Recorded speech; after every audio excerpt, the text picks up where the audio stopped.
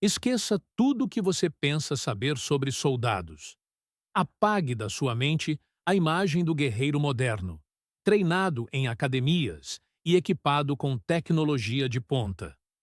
Hoje, vamos viajar no tempo, para uma era onde a forja de um combatente era um processo brutal, uma filosofia de vida, e a linha entre o homem e a máquina de guerra era tênue. A imagem popular do guerreiro espartano, imortalizada em filmes e lendas como os 300 de Esparta, é apenas a ponta do iceberg de uma realidade muito mais complexa e implacável. O que era preciso para transformar um menino em uma máquina de guerra viva, reverenciada e temida por séculos? A vida espartana não era meramente sobre a batalha. Era uma filosofia de existência, um sistema dedicado à criação de cidadãos soldados inigualáveis.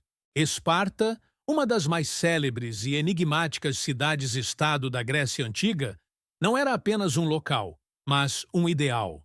Situada no Peloponeso, ela se distinguia por uma sociedade militarizada, onde cada aspecto da vida era subordinado à preparação para a guerra.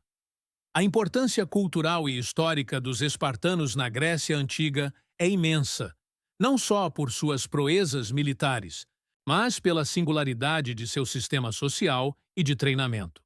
Curiosamente, Esparta foi uma das poucas sociedades antigas onde as mulheres espartanas possuíam direitos e autonomia notáveis, um contraste gritante com a vida rigorosamente controlada e focada no militarismo dos homens. No coração dessa máquina de guerra estava a agogê, um termo que significa criação ou educação, mas que, para um menino espartano, era o início de uma lenda pessoal e coletiva. A jornada começava no nascimento. Assim que um bebê espartano vinha ao mundo, ele não era simplesmente aceito na família.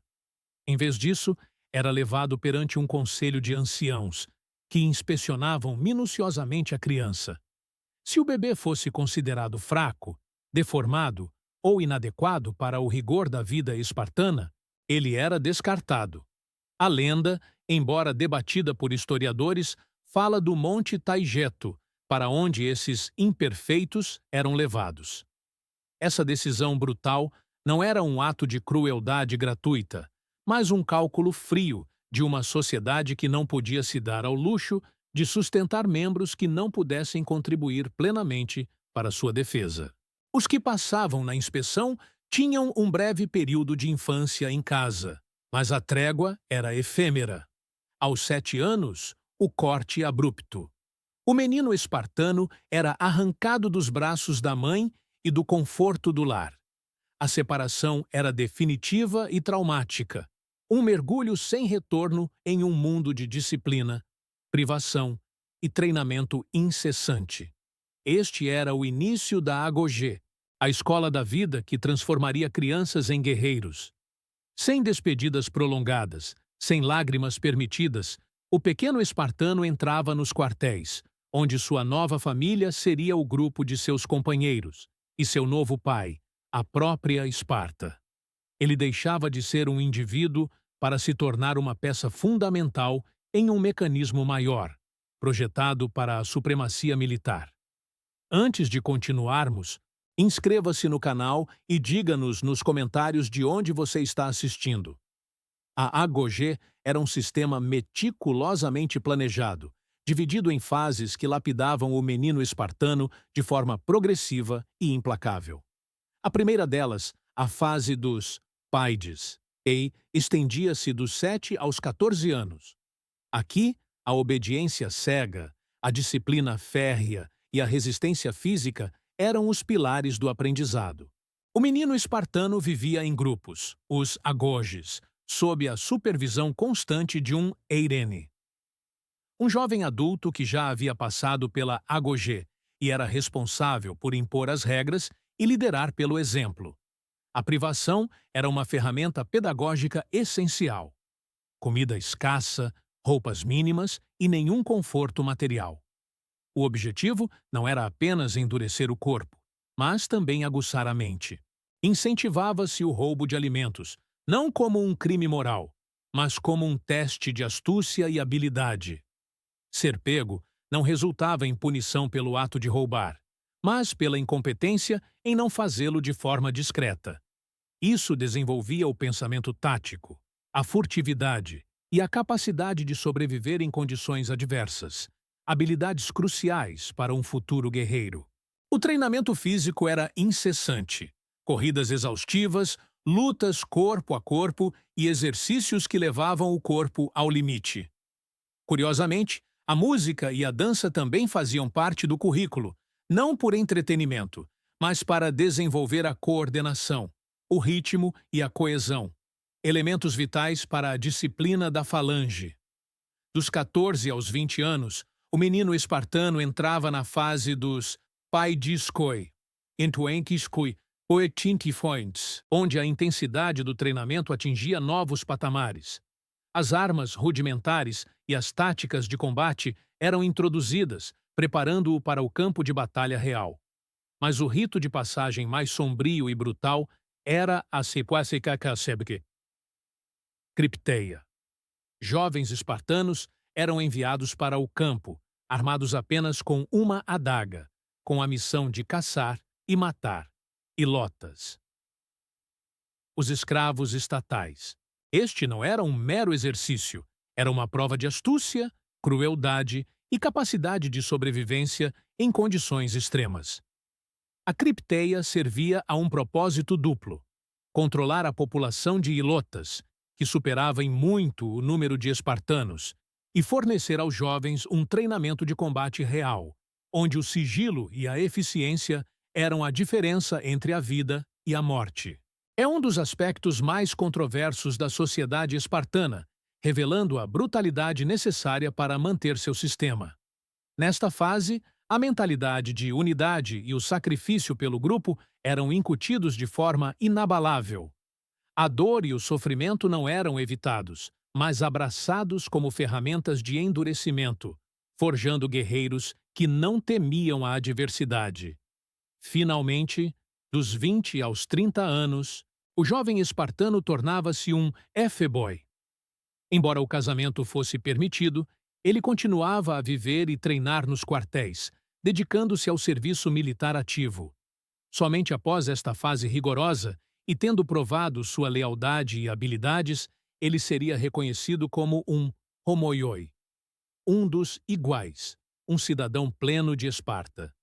A dieta espartana era simples, nutritiva e projetada para a resistência, não para o prazer. A carne de porco, cereais e legumes compunham a base, evitando qualquer luxo que pudesse enfraquecer o espírito. As refeições eram comunitárias, os syssitia, onde os homens comiam juntos, fortalecendo os laços de camaradagem e coesão social.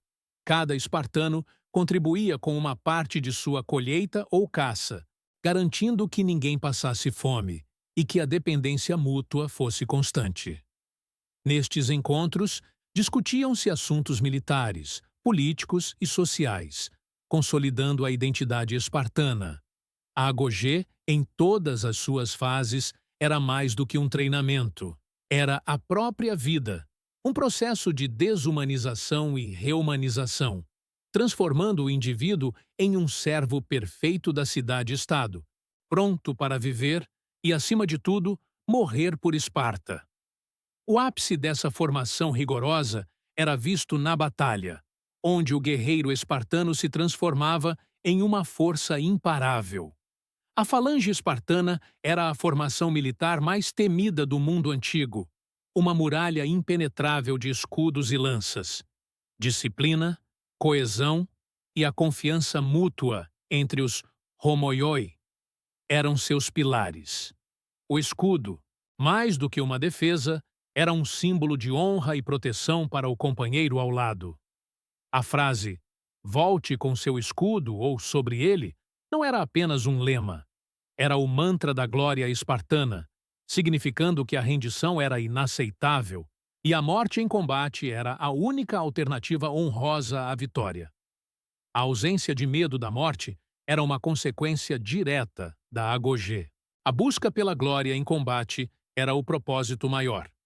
Batalhas históricas como as Termópilas, onde 300 espartanos e seus aliados enfrentaram um exército persa massivo, são a prova eterna de sua bravura, tática e sacrifício inabalável. Ali, o menino espartano, agora um homoioi, veterano, aplicava cada lição aprendida desde os 7 anos, lutando não por si, mas por Esparta. Após os 30 anos, o homoioi finalmente se tornava um cidadão pleno. Mas sua vida de disciplina e serviço militar estava longe de terminar. Ele podia agora participar da Apela, a Assembleia Popular, onde votava em leis e políticas, e, se fosse eleito, poderia servir na Gerúsia, o conselho de anciãos que detinha grande poder em Esparta. O serviço militar continuava até os 60 anos, garantindo que a cidade-estado estivesse sempre protegida por seus mais experientes guerreiros. A vida em Esparta era uma continuidade de dever e sacrifício, onde o bem individual sempre se curvava ao coletivo, enquanto os homens se dedicavam à guerra e à política. As mulheres espartanas desempenhavam um papel singular e vital. Diferente de outras sociedades gregas, elas recebiam treinamento físico, participavam de esportes e eram incentivadas a manter seus corpos fortes e saudáveis para gerar filhos robustos. Mais importante, elas eram as administradoras das propriedades enquanto seus maridos estavam em campanha. Podiam possuir e herdar terras, uma raridade na Grécia Antiga, exercendo uma autonomia econômica e social notável. Essa complementaridade era essencial para a manutenção do sistema espartano, permitindo que os homens se concentrassem em seus deveres militares sem preocupações com a subsistência de suas famílias. No entanto, mesmo a mais formidável das cidades-estados não estava imune ao tempo. O declínio de Esparta foi gradual, impulsionado por fatores complexos. A perda constante de cidadãos em batalhas, a diminuição da taxa de natalidade e o isolacionismo cultural levaram a uma redução drástica no número de homoioi. A sociedade, que uma vez foi o epítome da força militar, começou a enfraquecer, incapaz de se adaptar às mudanças geopolíticas. Apesar de seu fim como potência dominante, o mito espartano persistiu, ecoando através dos séculos na cultura ocidental. A influência da disciplina espartana é inegável, moldando conceitos modernos de treinamento militar, resiliência e superação. A agogê, em sua brutalidade e eficácia, nos força a confrontar os limites da capacidade humana de adaptação e sacrifício. O guerreiro espartano não era apenas um soldado. Ele era a personificação de uma ideia. Uma ideia de sacrifício, disciplina e lealdade inabalável que ressoa até hoje.